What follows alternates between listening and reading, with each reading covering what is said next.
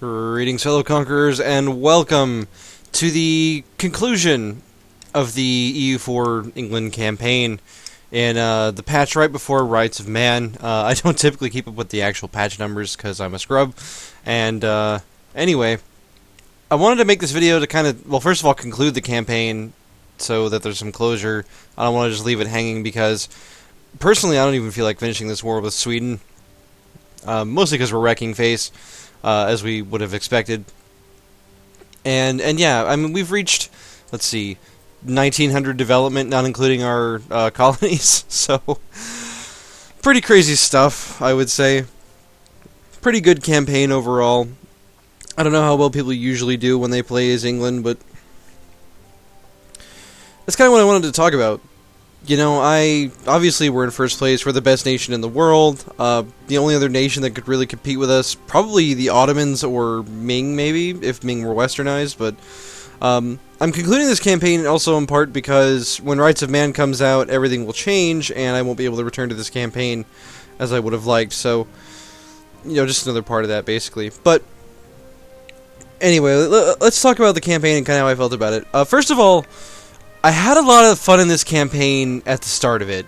Like, when we first started and we were fighting against France and fighting against, you know, all of Europe, basically, I had a lot of fun. I really enjoyed just, you know, taking France down a peg as England, beating them before they got Elan, and just, you know, generally being a good conqueror. That was, you know, it was a lot of fun. I really enjoyed the beginning stages of this campaign, of this Let's Play, and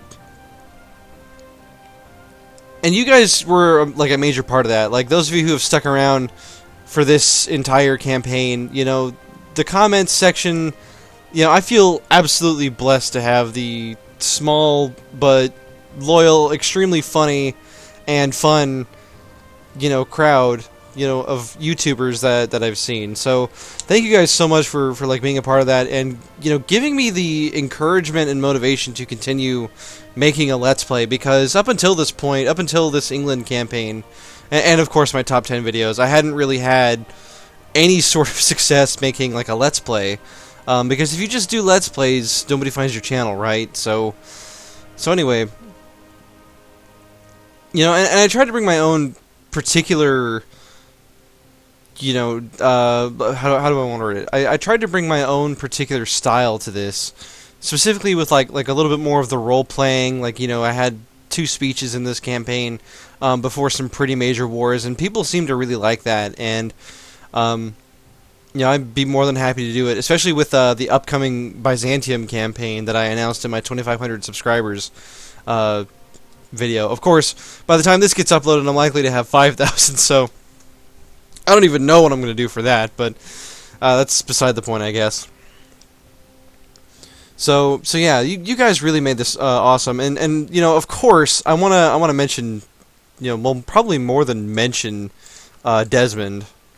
Let's see if we can actually, we can't release subjects while we're at war. You know what, Sweden, we're gonna let you off the hook with a white piece. No, just kidding. I'm taking your land. Gib.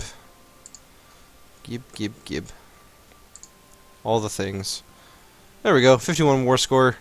Seems reasonable. Will he give us anything more? He'd give us this. Sure. Let's let a day pass. I mean, we're ending the campaign. I don't really feel bad about it. I mean, look at that! An even bigger name. As we all know, and I learned this, you know, credit where credit's due. I learned this from Shenra 2, or Shenra, however you pronounce his name. However you prefer to. The bigger your name is on the map, obviously the better your country's doing. So let's see, we got another 60 development out of that. Might have, you know, sparked a coalition. Doesn't look like we did because Sweden's all the way over here, and nobody really cares about Sweden, unfortunately, at this point in the game. But let's take a look, and let's see if we can release Desmond real quick. Under diplomacy, let's create a subject. Where is? See if we can find them. Is it alphabetized or what? I don't think it is. Alright, we're gonna look for Desmond. Where are you, buddy? Hey, Desmond. Yes. Look at that. Welcome back, Desmond. Desmond, of course, was a absolute smash hit with you guys, and I thought it would be fitting to bring them back for the final conclusion here. So here he is in his full glory, little Desmond, who has the heart of a warrior and the spirit of a conqueror. You know, he inspires us all to greater lengths. Now,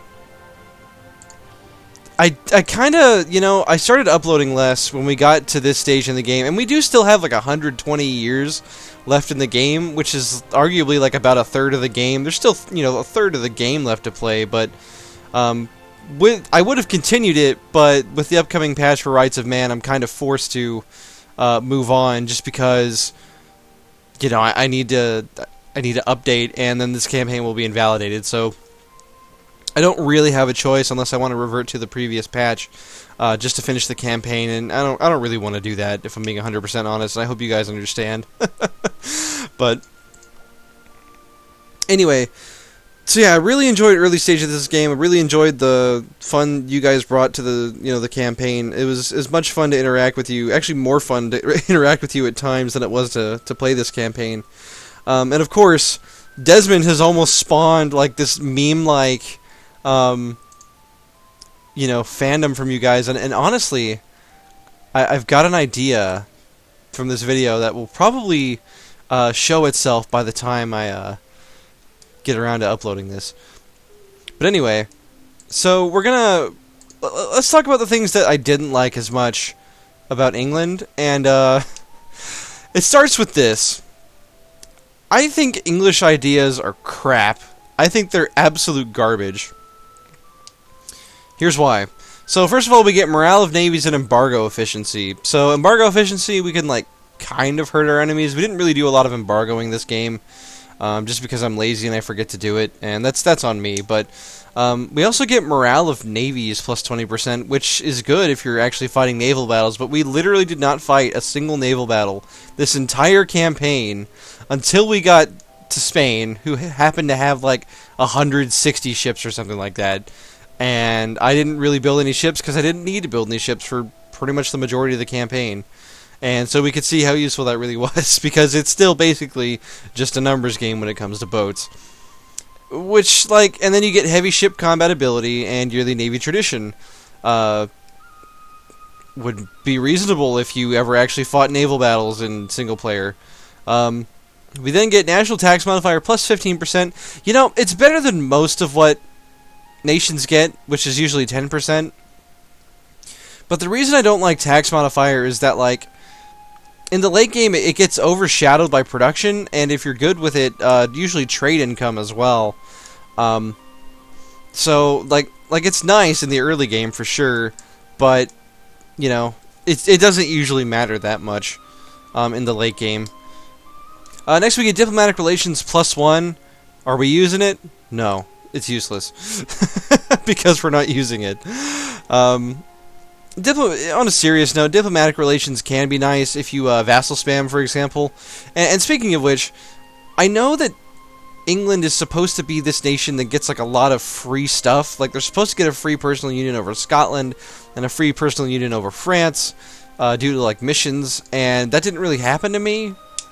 So I just never really bothered to, you know, get around to doing it, and I just conquered all the land instead. And I don't know, I thought that was a lot more fun than just taking an event for free and kind of doing that. But the thing is, like, how was I supposed to know that there's an event?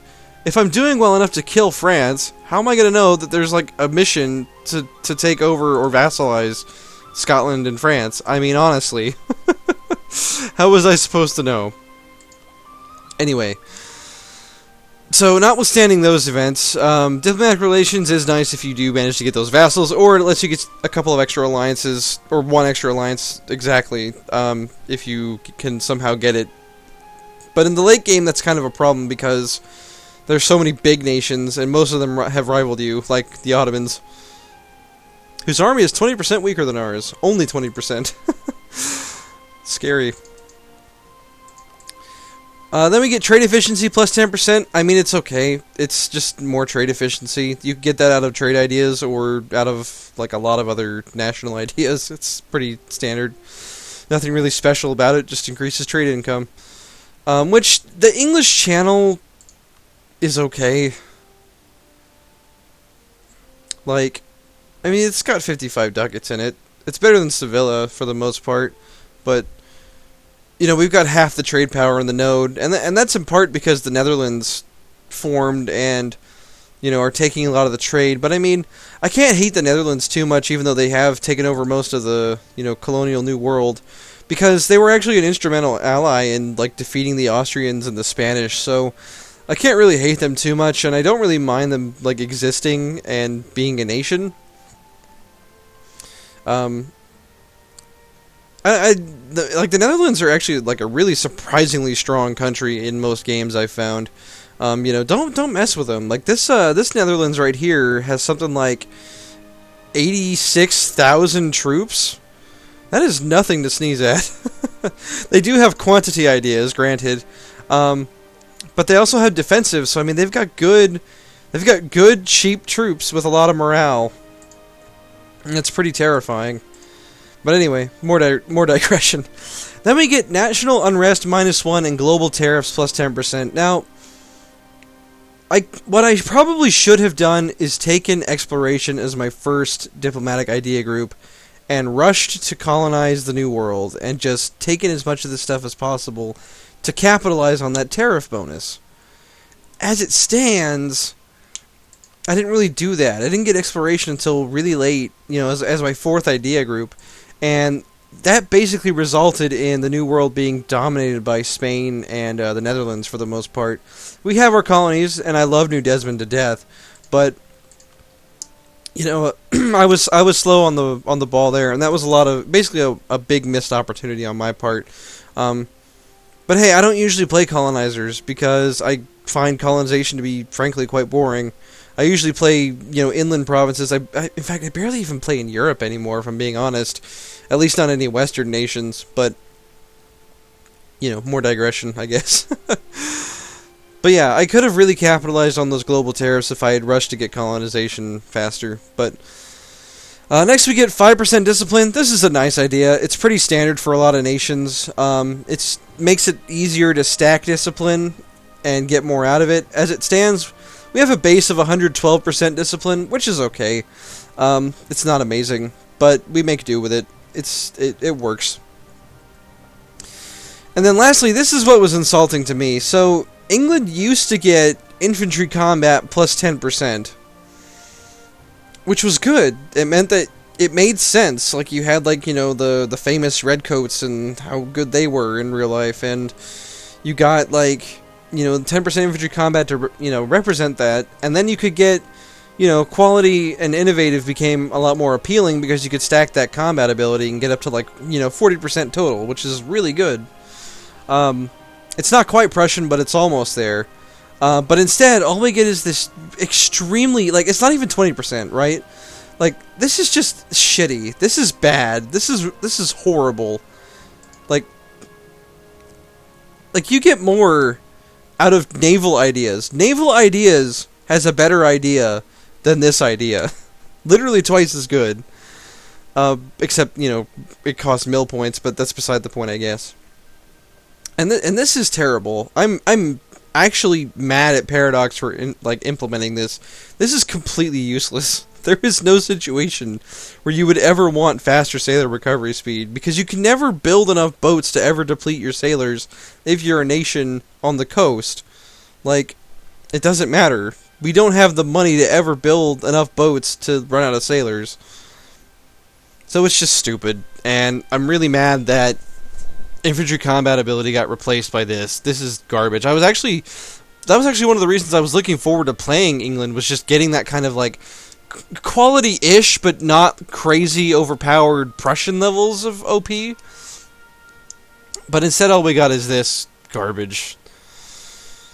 Anyway, that's enough ranting. Lastly, we get leaders without upkeep +1, which is really good at this stage in the game, where we've got, you know, these mobs of troops that need a general so that they don't get sniped by, bigger stacks of the enemy just kind of blobbing up. So, yeah, overall, really disappointed with English ideas. I don't think they're very good. They're still better, don't get me wrong, they're still better than some other nations out there, but not by much. I would argue there are probably a lot of nations out there with better national ideas than England's. Granted, you could chalk it up to them being Western, you could chalk it up to just them being England, I guess, but I was really disappointed by this, and as we got into the late game, it became more and more pronounced that our troops just were not up to snuff, and that they, like in this war, for example, against the Swedish, like, they don't even have quality ideas, right? They've only got defensive and most of offensive. I don't think they had the discipline from offensive yet. They did not. So we were losing battles against Sweden that we really shouldn't have been losing. But because our military is so crap, like, there's not really much that we could do about it. Granted, like, I probably shouldn't have taken plutocratic, but the amount of times I get to take plutocratic are so small that I just couldn't resist. I really wanted it. And so I went ahead, and that's why I took it, is just because I never get to play a republic. But I mean, it did give us morale of armies plus 10%, which is pretty nice. It's what a lot of nations get as a national idea, so not really a bad thing there. But it probably did cut into our actual military's ability for the most part. Like, if we had defensive ideas instead, for example, we might have like something like 6 or 6.2 morale instead of 5.8. Which is pretty nice. It's just that little bit of extra oomph that helps us out. Or we could have taken quantity ideas instead, gotten an obscene, like, 300-something force limit. Which is just crazy. And, of course, that would have helped with our manpower problems a lot, too, in some of those bigger wars. But we also could have taken quality ideas, and then our troops would actually be able to fight on their own. Because we're big enough that we don't really need quality as much, or quantity as much. And so taking plutocratic was probably not the right move, but I do really love plutocratic. It's a great idea group, but isn't really a military idea group. Like, the only real military idea you get out of it is like the morale of armies and the manpower recovery, I guess, but everything else for the most part is just, it's mostly like trade, actually. Yeah. So, probably shouldn't have done that, admittedly. And there were moments where I probably should have or could have expanded more. I was kind of roadblocked by Austria losing the emperorship and defending the HRE, and it makes me wonder if I should have even intervened into the empire. But for like the role-playing aspect of it, it made a lot more sense for us to fight on the Protestant side. I couldn't see myself joining the Catholic side, even if it meant that, like, I knew that Austria would be the emperor, but we could actually defeat them and take their land. So, I don't know. I am really happy, of course, that we managed to smash Poland, because they barely ever took any ideas.